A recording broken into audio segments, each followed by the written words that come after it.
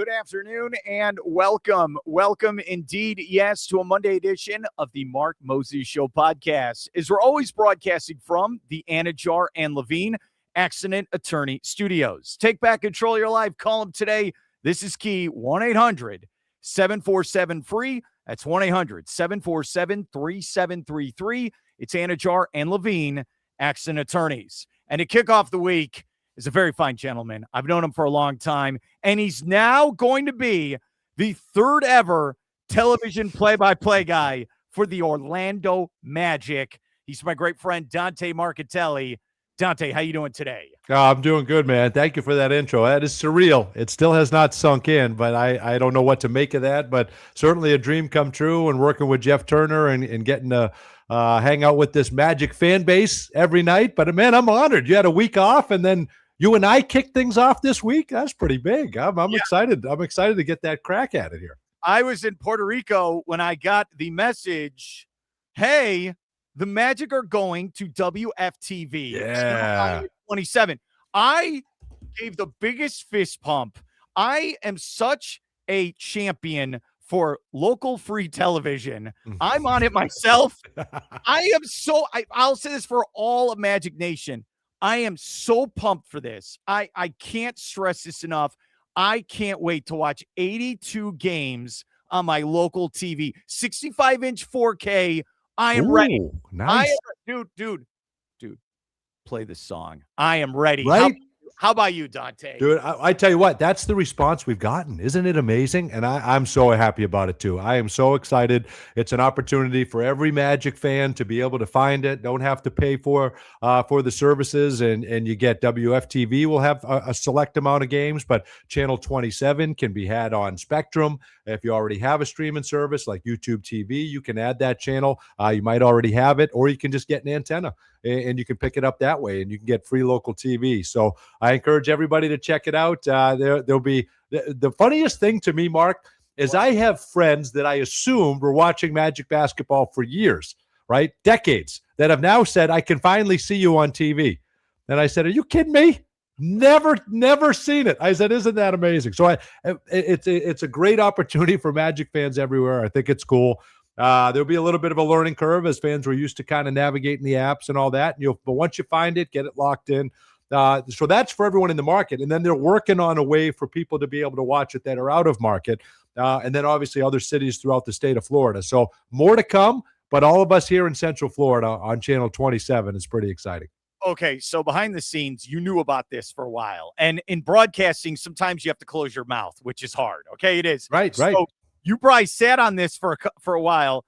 What was it like when you finally hit send message to everyone? Were you relieved? Were you excited? What was that feeling like? Yeah, I didn't have to keep that in anymore. You're right, because there's so much planning that goes into it. Truth be told, I'm usually one of the last people to find out, so I was brought in on a need to know basis there towards the end. Hey, don't want you to be surprised by this, but ever since the whole situation with FanDuel and with that, the work began. What's this going to look like next year? So give our organization a lot of credit. Ownership signed off on it, said it's great. We want every Magic fan to have the opportunity to watch these games. I think it's great. I think it sends a fantastic message. I think we'll have a great reach. And for what should, Mark, hopefully be a fantastic season of Magic basketball. You got a lot, they've got a lot that fueled them this summer. Left them a really bad taste the way things ended last year. So we know that gave them a lot of motivation for this upcoming year. And now they're kind of flying under the radar, don't have nearly the expectations that they had last season. So now hopefully it's a fantastic year and fans get to watch it on local TV. I can't stress this enough. When I looked at the World Cup from this last summer and it was on Fox, okay, that's what it was on. Yeah. And every match was on free local television, on Fox and Telemundo. And you saw those TV numbers. Record. 50 million people watched the final. 50 million. Okay. I know we want that for the Magic. We'd like 50 million. Yes, we're expecting the same numbers. We're expecting the exact same number. But when I think of the word broadcast, you're trying to get the most broadest audience possible. And I think of these players. They deserve to get in front of as many people as possible so that we can get more Paulo fans and more Franz fans. Like, dude, I know I'm being a cheerleader here, but this is awesome. I'm going to be at my TV We watch every game. Yes. Yeah, and again, But see, that's what you said it. You said it. This is for these guys. This is for these guys to be seen. That, at the end of the day, is what this is all about. It's for this team to be seen and for Magic fans to be able to see their team, and that's what they'll have the opportunity to do. And these guys are going to be seen by well, probably the biggest numbers since they've been in the NBA here, right? For a lot of these guys. So it's a great opportunity for everybody. And we don't lose sight of the fact that people are tuning in to see their team. And we're just there to follow along like everybody else. And look, when we were growing up, this is for the young people watching this. Everyone had WGN, so everyone saw the Cubs. Yeah, everyone had TBS, so everyone's a Braves guy. Right. So yeah, again, play the song. I can't. Yeah, you can tell I'm ready for this. All right, let's go to you now. All right, this is very important. Okay, you've been with this organization for how many years now? This will be season 29. So I've covered 28 years with this team, right? I know. Wow. Crazy. Yeah, and you have done so many different jobs in the broadcasting department for the Magic. Okay, you're laughing because you're just like me. Where, all right, what you don't know is, all right, so he's doing radio, he's doing TV, he's helping out with sales, he goes and talks to the affiliates, he's the studio guy. You're running around, he's on the commercials. Okay, it's him and Jake Chapman. You know how it is in the broadcast world, right? You got to be able to wear many hats. He's putting up the set, he's cleaning the toilets, he's doing everything. I'm laughing. That's right. Whatever it takes. Dude. Parking cars, whatever it takes in there. All right. You were doing fill-in for David Steele. And David Steele is the man. I love him. My right? And it was legend. One of the great pros in broadcasting. So what happened where it's like, did you get a phone call? Did the organization, what happened behind the scenes where they're like, Dante, we'd like you to take over? Yeah, it was a conversation with the powers that be there with the organization. And it was just, hey, we've kind of been going this way a little bit. And, the last 3 years you've been filling in for David. And it's given me a great opportunity to get on there and be able to get some experience. And I had done a bunch of G League games and I've done play-by-play in other capacities. But to get to do those Magic games and to work it out that way, it also allowed David to do extra years. And I think that was huge. That was the number one piece of this thing was, can we come up with a hybrid that allows David to extend his career until he just, feels it's time to retire. And that's what happened here this past summer. He's in the spot where he said, you know what, I think this is it. And it's time for me to walk away on his terms, Mark, right? In this business, in this industry, to have the career that he had, 51 years of broadcasting, 37 years with the Orlando Magic, and to say today is the day I'm ready to move on is rare. And that we did a lot of people get that opportunity. So that it felt like this was the right time for him. And then I'm just super grateful, obviously for my time with him and to have had the opportunity to work with him. And I consider him a mentor and an incredible friend. And we'll be close even after all this. We're still on a group thread and we'll be texting each other through all of this because he's still a fan and he's still going to be watching the games and he's still going to be want the team to do well. But you never know, you never know what decision might be made ultimately. So I'm very grateful to the organization, to the fan base who's kind of supported me through this, and for the ones that haven't. Hey, I'm gonna try to win you over, and we'll try to have fun with that too. Totally understand that, but it should be fun. The broad. That's why I mentioned that it's about the players, right? Like nobody should be tuning in to me or Jeff Turner or Kendra. We all understand it's about the team. People are tuning in to see the team, and we're going to do the best job we can in our role to help enhance that. But it's about the team, and I'm thrilled. I don't think there's a better color analyst than Jeff Turner. So to get the opportunity to work with him, there certainly was nobody better than David, and I don't think there's anybody better than JT. What was your first job with the Magic? First job was radio intern. I was radio intern for the year, and also had to do, Mark, and a lot of people may not know this, but the Magic were in a lockout. The NBA was in a lockout when I first started. So 99. Now I'm playing. Yeah, 99. Exactly. 98. So it was 98. It went into 99. Correct. Yeah. But I came down here in July of 99 and there was no season. We didn't know when the season was going to start. Ended up not starting till January. We didn't know till like November that they were even going to have a season. So I'm here in July and I'm playing pickup basketball with Jay Will, Vince Carter, right? All these guys, right? So that's how I started this thing. I'm like, what is happening here, right? And so you have that part. So I was doing Solar Bear games. We have the Orlando Solar Bears. So I would help John Dyer, when the game was over, I had to do a post-game recap because he would do a live post-game show from the Marriott across the street. So when the game ended, I had to recap all the goals, right? Give him enough time. He's like, just don't mess it up. Allow me to get across the street. Can you buy me 10 minutes? That was my job because we didn't have Magic games. So I would do the Solar Bears. Ended up doing that for the whole season. Fell in love with the Solar Bears. Huge fan of the Solar Bears. Did that, and then the Magic played, as you remember, January to like May, 50 games in 90 days. So we finished that season, and then that summer we were getting the Orlando Miracle. So I went right into producer for the Orlando Miracle. So kind of that whole first year, I did 3 teams as a radio producer for the Magic, the Solar Bears, and the Miracle. Did you ever think you'd get to this point? No, never. No, I didn't think I'd every year. I'm surprised they bring me back, Mark, every single year. But it's a dream come true. You know, growing up in Boston, you grew up in Chicago, big sports towns. You know, you idolize those people that were calling those games, and I never thought I would be in that capacity. I never thought I would have the opportunity to do that for a team. But I always had my heroes and my idols along the way, and it's Mike Gorman and it's Joe Castiglione. Those guys that called the Red Sox, the Celtics.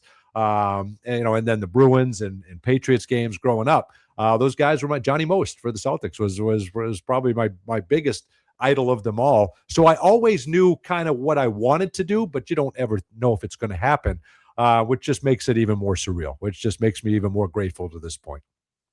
Are you going to take a vacation before the grind starts?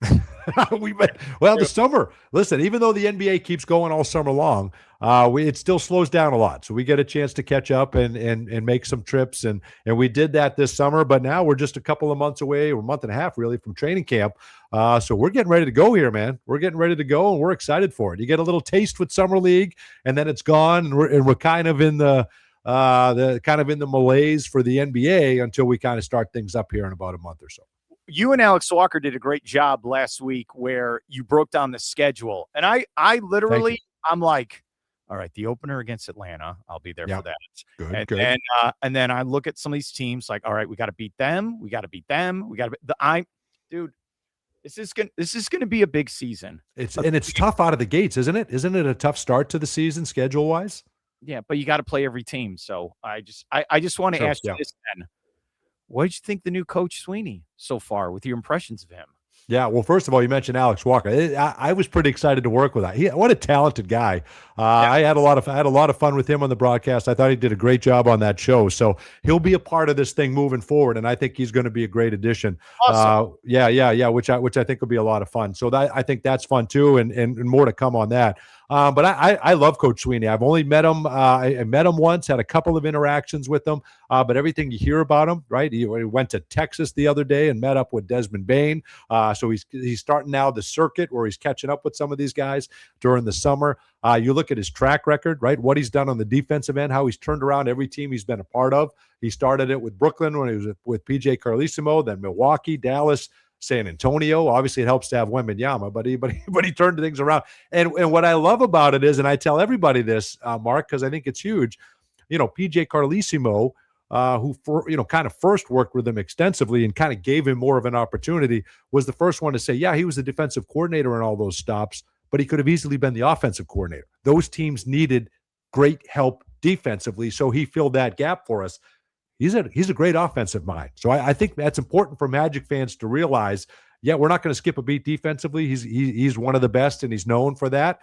But he's also got great ideas on the offensive end. So I think that I'm excited to see what those wrinkles look like. You hear him talk about, accountability, and he wants more ball movement. He wants things to be faster, but he wants all 5 guys engaged. He wants better shot selection. So you're kind of starting to see what the vision might look like. So I think he's gonna have some nice wrinkles for us on the offensive end, and I think he's going to be hard on guys when it warrants that. And I think he's going to give them the grace and be their biggest fan and cheerleader, and he's going to help develop everybody. But I think he's the perfect voice for what they need right now. My only thing is expectations are high day one, right? But it's like with what we do. We signed up for this. Yeah, Coach, that's right. He signed up. He did. I hope when I meet him on media day, and I hope I can get 2 minutes. I know everyone wants to talk to him. Yeah. My thing is, I know you want to grab the bull by the horns. And I feel like this Eastern Conference is going to be a gauntlet, but I'm excited. I am. I think the Magic got to stay healthy, but I think they have the firepower to make a deep playoff run. How about you? Well, here's what I think, and this is truly what I'm thinking, because I think as painful as last year was and the way it ended, I think that fueled them the entire summer, and I think that's motivated them, right? And it's tough, but I think teams got to go through some adversity, and boy, we went through it because that was tough. And you didn't have Franz. If you have Franz, most likely you win that series. And you hold on. And as tough and frustrating as last year was, given all the expectations, you're one half away from moving on if you had a healthy Franz Wagner, and then you're in the second round. So now that has motivated each and every one of these guys, and we're seeing that with Paolo. We're seeing that with Franz overseas. We're seeing what these guys are doing in the gym and putting in the work. And I think now you're flying under the radar. I don't think anyone now, okay, new coach, it's going to take time for them to learn his system. Okay, well, we got Giannis down in Miami, so Miami's going to be in front of you. You got Philadelphia. They're retooled. They're going to be up there. The Knicks are the defending champs, right? So you've got all these teams that I think nationally they look at and say, well, they're all going to be better than the Magic. So now you fly under the radar. A lot of people are saying 45 wins, which is what they had last year. You're going to win 45 wins, which, your four best players played 190 minutes together last year. 4 games. Your 4 best players were out there for 4 games, which is ridiculous. So let's say you get a little bit better health. And now you have a new coach, kind of rework this offensive system. All that to say, I think this year we're going to be the team that everyone thought we were going to be last year. And I truly feel that. That's a walk-off. I know. Like this, I'm very excited for you. I'm a gigantic Dante Marchitelli fan, so I just want to say, good luck, dude. Good luck. I know there's a lot of pressure. Good luck, and I'm also a Jake Chapman guy. All right. I don't want to say I've known you guys both for like about 13 years. What I love about Jake is he turns into a wild man.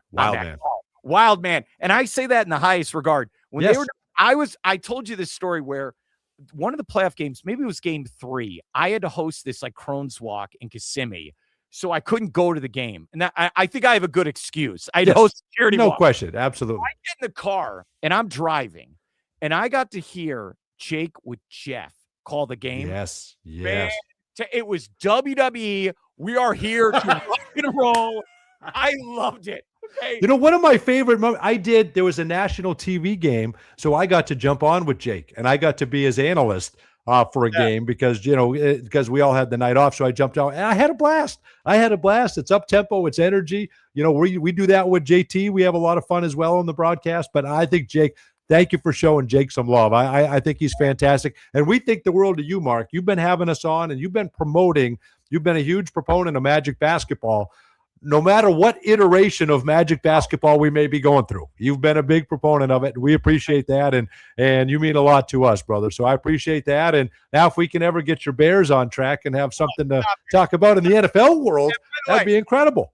By the way, if you see Jeff Turner, yes, if you ever see him in person, this is for every Magic fan, ask him about how they used to have the locker rooms across the street at some YMCA or whatever. Oh, yeah. Whatever he talks about. One of the best Magic stories ever when they started as a franchise. It's amazing.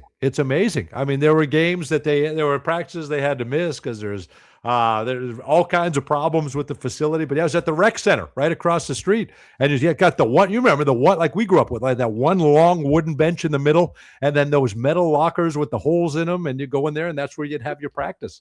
Dude, I was rereading the Jordan Rules by Sam Smith, and I don't know, this summer I'm just going back to old books I love for basketball. So I reread the final season, Phil Jackson, about the 04 Lakers where they lose to Pistons. Phenomenal book, right? Phenomenal.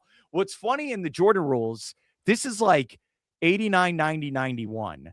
And this is when Jeff Turner played, right? Yeah, of course, yeah. The funniest is when you see the salaries of players. Oh, my goodness. And they're only making $400,000. And I know we wish we made that. Yeah, right. But like those guys made no money compared to today's NBA players. And there was no private jet, none of that stuff. That's what's amazing. You're flying commercial, right? That's the amazing thing about Jeff, right? So you got, you might be in Boston playing the Celtics, and then they're at the airport the next day, and then there's Larry Bird, Kevin McHale, Robert Parrish, all grabbing their own luggage, right? And then going and sitting on a commercial airline, headed to whatever the next city is. It's amazing. What is Jeff Turner? 6'10"? You know what I mean? Yes, exactly. 6'9", just 6'9", cramming them in a commercial flight. Now, as you get more tenure, those were the guys that would start getting first class, so your bigger players and your guys that are more tenured. But starting out, yeah, man, you're lugging your own suitcase. And then it was a big revelation when you got your own plane, so you could just leave from your own hangar. And now the NBA does a great job of kind of carting everybody around. But yeah, it's amazing, kind of a lot of those guys and what those circumstances used to be. In the book, it talks about when the Magic played at the Bulls. This is spring of '91. That's the first ever basketball game I went to. My dad took me. It's so weird. My dad took me to go see Michael Jordan play, and the first team I ever saw was the Orlando Magic. How about that? So that's incredible. That's a great memory. So how about that? First of all, how about that? Your dad made you. Your dad allowed for you to see Michael Jordan. How cool is that? What a core memory that is. That's unbelievable. There was no Shaq yet. Yep, no Shaq yet. Yep, that would have been 91. He could have come the next year. Yep. Giles, Nick Anderson. His name is Dante Marchitelli. I know you're busy. Thanks for doing this with me, and good luck on the new season. All right. Always great talking to you, Mark. Really appreciate it. Thanks so much for the support, and keep up the great work yourself. We'll see you soon.